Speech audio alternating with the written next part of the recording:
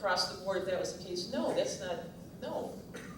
But I got the same feeling when representatives of Churchwide would come out.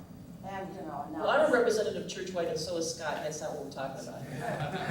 Good, So, because I put that on really felt Facebook. like we were listening. No.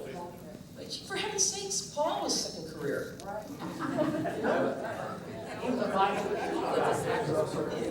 And third, I mean, he was a Pharisee, and then he was a persecutor, and then he got into the Christian ministry. Intense. Jihad. Okay. Yes, please. Go ahead. Yes, sir. Oh, me? Yes. I, for one, am thankful that you raised the Sacramento question because it's a living question in our context. And you put your finger on it and validated it as a question and reminded us that we have a place to stand to answer the question.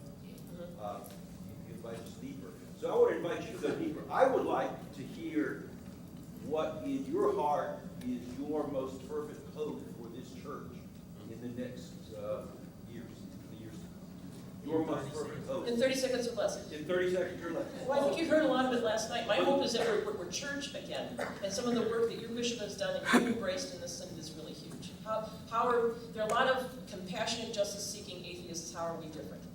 What is our unique? What is the thing that the church uniquely can do that others can't? And that's introduce people to Jesus. That's uniquely the church. So I want us to claim that, and then that empowers us and grounds us that we go do these things that we do. And I'd like the other thing, and I don't know if this will happen. Maybe Jesus will come again right after this happens or before. Is that how can we really understand that we're church together? And this thing about church-wide and synod and that congregation over there, you know, I'm church-wide. So is this someone you want to hate and distrust? I'm a mother.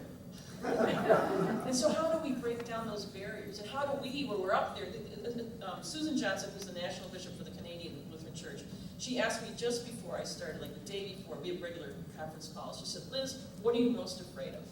I said, well, Susan, a lot of things, but what I'm most afraid of is that I'm in over my head. The second thing is that this is a very, very political job.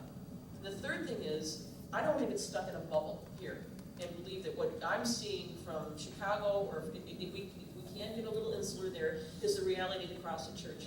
And I don't want to believe the hype about the deference that people pay to the presiding bishop. So that would be it, that we come back together. In 2009, we all turned on each other. So congregations turned on each other. They turned on the synod. The bishops felt that they weren't supported by the church-wide organization. The church-wide organization laid off 130 people because of a drop in mission support.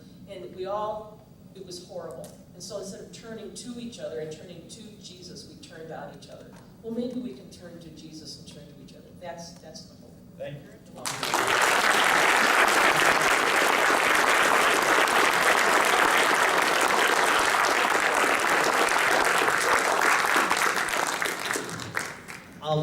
This is called assistant to the bishop privilege. You said you had to say more things. I do, thank you. I heard something really important, and I hope all of you heard it too. I think you did, but I just want to make sure that I say it. I heard a really warm and gracious invitation to study the use of the means of grace. And something that I hear as I travel around the synod every so often is that, well, we never heard of that. We didn't know about that. What happened? There's a statement that's being studied, or there's something that's being offered, and we say, we haven't heard about that. We are the leaders in the South Carolina Synod together, and we have the opportunity to study the use of the means of grace and to study that with the people of our churches. And I really appreciate the invitation. I want you to know that our Synod staff is studying that as part of our devotions on a weekly basis right now. And I invite all of you with Bishop Eaton, if I should be so bold, that this is our opportunity to go back and to share it with the people that we live and breathe with every day. So that if and when, not that a vote would come, but if and when further discussion comes, we would have had that discussion with our folks, and we won't hear, I never heard about that. Preaching sister.